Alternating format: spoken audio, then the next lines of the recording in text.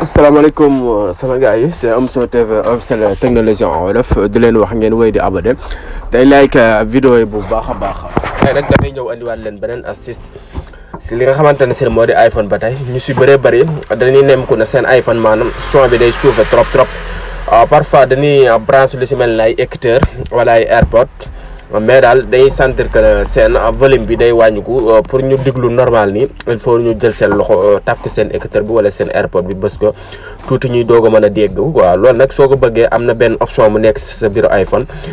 mën nga see yokk sa volume bi ba heure boo si defatee sa AirPod wala sa écouteur di nga déglu normal saa ngay appuyer dara pour mu gën a fort quoi. pour loolu da ñuy topp si vidéo bi début à la fin pour nga mën a comprendre astuce bi ñu la wax di la wax nag fekkante ne abonné go ñu ngi lay wax nga abonné te nga bës cloche de notification bi ndax ngay mën di recevoir suñu yeneen ni astuce pour loolu nag day ñëw dem suñu paramétrage suñu demee suñu paramétrage ku ne xam na paramétrage su iPhone mooy réglage nii yaa ngi ñëw fii sa réglage da ngay défale nii tuuti ba ñëw ba tolloog fii son en vibration cliquer foofu bu cliquer son en vibration di nga gis fii lii pour son volume de sonore bi la muy appel ak yooyu la léegi nag pour li xamante ne si ne moo di écouteur beeg yooyu pour muy gën a fort loolu boo ko bëggee da ngay ñëw fii mu defal la fii sécurité de écouteur nga cliquer foofu boo cliquer foofu automatiquement parfois mën ngaa ñëw fii fekk fii mu désactivé wu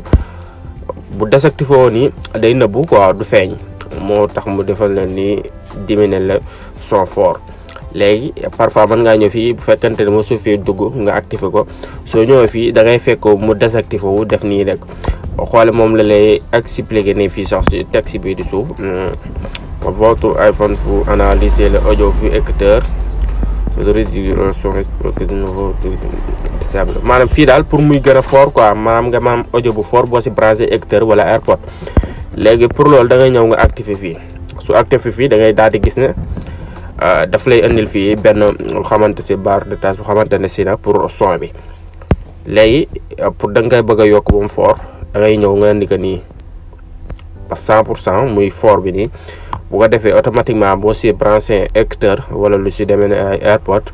di nga sentir que mbir mi dem naa fort voilà c'est parce que gars yi astuce bi leer dama leen di wax rek ngeen wéy di abonné nag tey like vidéo yi bu baax a baax di leen dig daje à la prochaine vidéo.